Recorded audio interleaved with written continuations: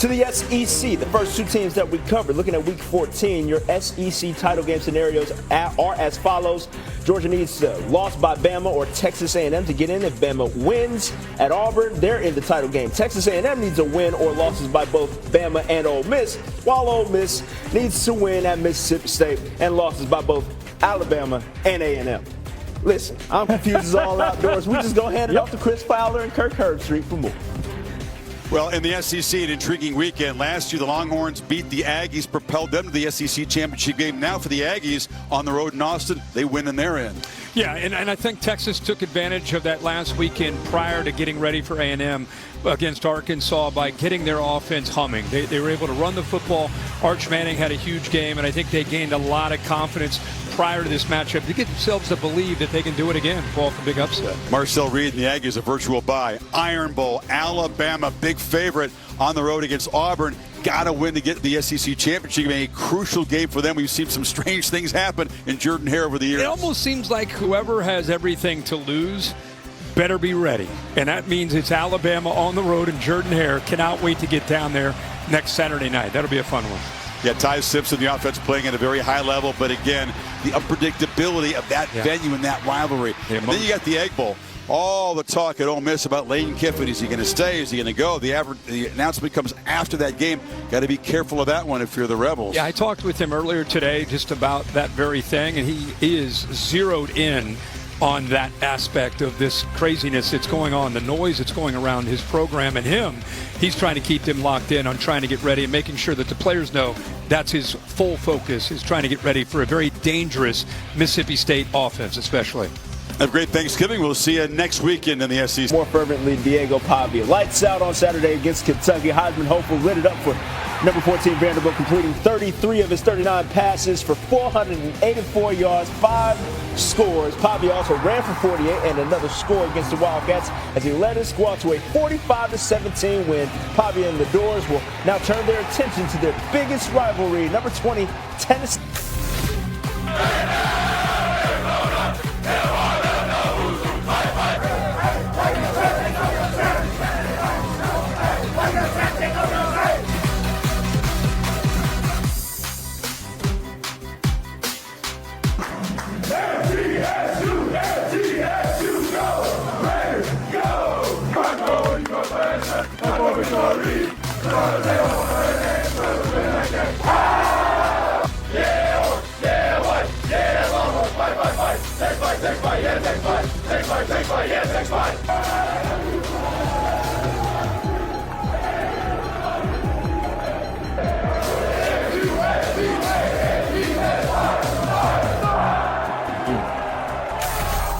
It's rivalry weekend at the FCS level. Playoff spots up for grabs. We'll start with the rivalry. Lehigh Lafayette, first play of the second half.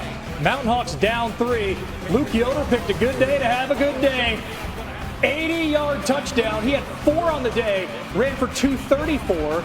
Number 4, Lehigh wins by 10. Patriot League champs back-to-back years. It's now time for a Harvard alum to say nice things about the game. Oh, Trev? boy. From the rivalry to the game. Daddy Reno and Dante Reno. Father-son, head coach, quarterback tandem, unfortunately found a way to get off this Saturday. Absolutely went crazy. Reno to Jackson Santiago for the score, and then Reno airs one out to Nico Brown. That is a 64-yard trip to the crib. Good Lord. 4th straight win for the Bulldogs against Harvard. This is paining me to say. Yale clinches the Ivy League's first ever auto bid into the FCS playoffs. Crimson will get at large. So will the guy who finishes on the wrong side of the brawl of the Wild, Montana State, Montana, 2 top 3 teams in the FCS. Caden Dowler with Montana State down 4, 34-yard pick 6. This is the highest ranking matchup in 124 all-time meetings between these two teams on both sides of the Great Divide. Early 4th quarter, Montana State still up 3. Justin Lamson, Stanford transfer, keeps it. He had 175 through the air, 80 more on the ground. Montana State wins by 3 and wins the Big Sky Conference for a 2nd straight year. They have an automatic spot in the playoffs. Let's get to the MEAC. South Carolina State, Delaware State. No score after the first quarter. In the first quarter, Delaware State, 3rd and 22. Caden Bennett, all day to throw. Eventually rolls to his right and gets picked off. Jalen Levine returns at 33 yards for the touchdown. Bulldogs get on the board. 7-0. 4 minutes left in the third now. South Carolina State, 2nd and 2. William Atkins, the fourth, deep down the right sideline. Johnny Jones on the receiving end of that one. 52-yard trip to the crib. South Carolina State wins it 28-17. They win the MEAC for the 20th time, a record. South Dakota State visiting North Dakota. Got to have a game for the Jackrabbits. Thankfully, Jackrabbits are famous for their ability to multiply. In OT, Jack Henry on the run to Graham Gorig, and that is your game winner. South Dakota State ends a 4-game losing streak in Grand Forks in OT. Now they wait for Selection Sunday to learn their playoff fate. As the college football regular season winds on down, see which teams helped and hurt their case for making the college football playoff. That's when SportsCenter continues. Big Ten brought us the top 15 matchup of the day at Autzen Stadium. Number 7 Ducks looking to reassert themselves as one of the upper echelon teams in college football, hosting the number 15 Trojans. Marcus Mariota, game day picker and on hand. Pick it up early second, tied at 14. USC punting it away. But Malik Benson's going to take this one right back to that end zone. Tracker's bad news for trying USC. to tell you, as soon as you start to hear that tick going, yeah, house call. 85 yards later, that's 7 more on the board. Ducks take a 21-14 lead. Under 8 minutes left in the first half. Jayden Mayaba looking for his receiver down the seam. However, he finds Ife Obadegwu. That is a pick. Ducks get the ball right back on that third down. On the ensuing drive, we're showing love to a senior. Bryce Betcher on senior day had 2 other defensive players in the backfield with him. Scores his first career touchdown. Oregon up 28-14 at the half. Early third quarter action, 1st and 10. Dante Moore zipping it over the middle. Pass is tipped, then intercepted by Kennedy Urlacher. Yes, that Urlacher, his son. Oregon fans.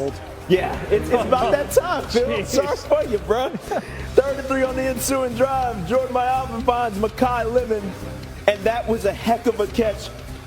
One of his 2 receiving touchdowns on the day. Also threw one. Under 3 minutes left in the third. Moore going up top. The big tight end, Kenyon Sadiq, monster of a man. 2nd touchdown of the day. Oregon takes another 14-point lead after the third. Under 6 minutes left now in the 4th frame. Oregon up 8. And Noah Whittington had himself a day, 104 yards total. Ducks win 42-27, earn that win. And head coach Dan Lanning wants to make sure y'all know that too. I think proof's in the pudding, right? Played a good team, we beat them, right? All we can do next week is try to do the same thing, right? And this conference is a really good conference. It's competitive, right? We didn't play Chattanooga State today, right? Like some other places, right? We competed. So, you know, that being said, it's tough playing 9 conference games. It's tough playing in this league. And we got to take advantage of playing a good team today and attacking that. Mind you, he used to be the D coordinator at Georgia. Yeah. Right? But just want to put that out there. Oregon virtually a lot to make the college football